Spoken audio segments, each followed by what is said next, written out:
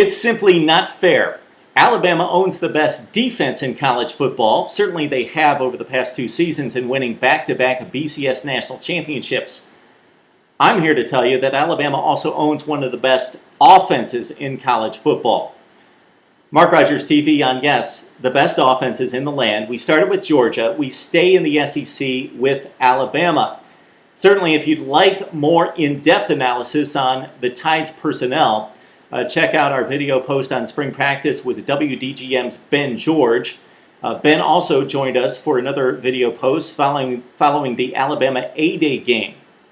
Let's run down the Tide's offense, because when we think Alabama offense under Nick Saban, it's the punishing ground game, the tremendous offensive line, one of the best in the land, and 2 and 3 great backs in the backfield, speed and power, a game manager at quarterback, and yes, some playmaking ability on the outside, but let's rarely use it.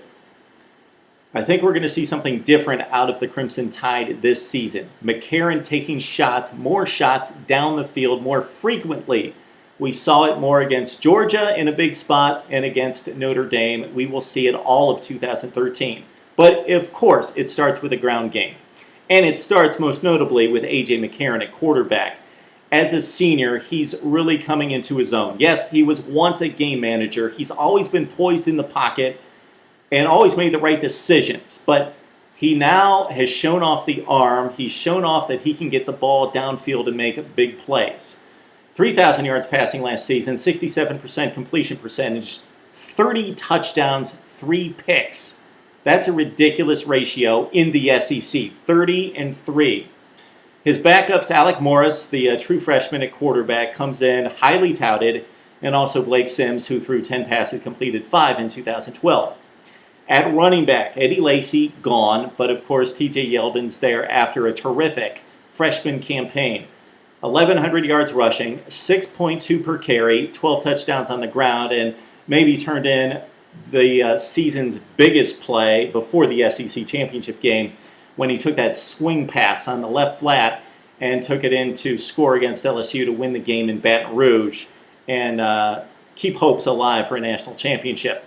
Yeldon backed up by Kenyon Drake. Drake ran for 281, almost 7 yards per carry and 5 touchdowns on the ground. He's a sophomore as well as D. Hart.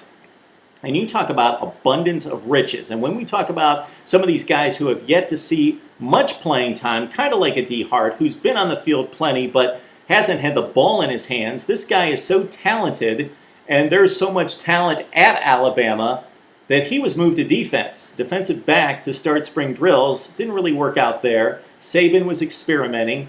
He was brought back to the offensive side of the ball, and expect to see D. Hart in the kick and punt return game in 2013. Derrick Henry, also a prized recruit, could get some carries. He's a sledgehammer at 6'3", 240 as a freshman. All right, on the outside, of course, the All-American Amari Cooper. Double-digit touchdown receptions, which is infrequent at Alabama. 58 catches, 1,000 yards. He's tremendous. We're not just talking about a physical freak, a fast guy. We're talking about a guy who has really honed his craft and shown us fundamentals. He runs patterns well. He's got great hands. Amari Cooper is certainly one of the top 3 or 4 wide receivers in college football. Also a guy in senior Kevin Norwood, who's got a chance to make some eye-popping plays as well. 29 receptions, 461 through the air, and 4 touchdowns. He really stepped up the previous season against LSU in the BCS title game. Had some injury issues last season. Only missed 1 game, but he was hampered by injuries throughout the year. He's typically rated about 5th in the country in terms of seniors playing that last season in college football headed toward the NFL draft. Kevin Norwood, 29 receptions. Expect that to increase in 2013. You also have Christian Jones, who caught 27 for 368. And Kenny Bell, who earlier in his career proved to be a playmaker. This guy just catches nothing but first downs and big plays. 25.5 per reception last season. Unfortunately, broke his leg in the finale against Auburn. 17 catches, 3 touchdowns for Kenny Bell. Again, a big playmaker at 26 yards per reception. And he's maintained those kind of figures throughout his career at Alabama. At tight end, the true freshman O.J. Howard has a chance to earn the starting position there. All right, now we get past the glamour boys to the real nuts and bolts of this offense. The offensive line, there are questions there because they lose one of the more decorated offensive linemen that we've seen in recent years, Barrett Jones, who most recently played center, Chance Warmack and DJ Fluker, 2 first-round picks. So those 3 guys, Fluker, Warmack, and Jones, started a total of 126 games at Alabama, won almost all of them.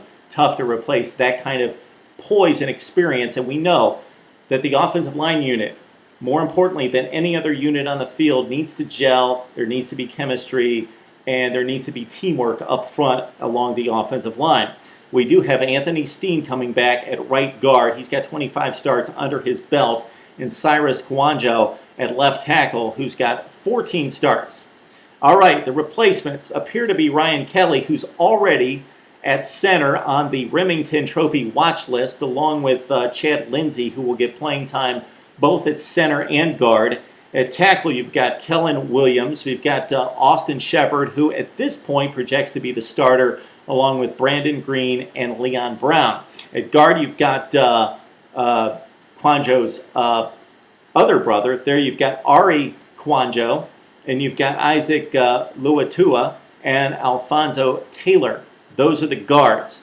So we've got 2 starters for sure. The other guys are fighting for playing position. Ryan Kelly almost assuredly will be the starter at center, but a lot to be worked out for the starting positions and also the key backup roles along the offensive line for Alabama in August. So there's the Alabama offense. Explosive potential with Cooper and Yeldon and company, with McCarron making all the right reads and all the right throws in 2013. Would love to hear from you. Throw out the offense that you think is under the radar and needs some hype entering 2013, right here on Mark Rogers TV.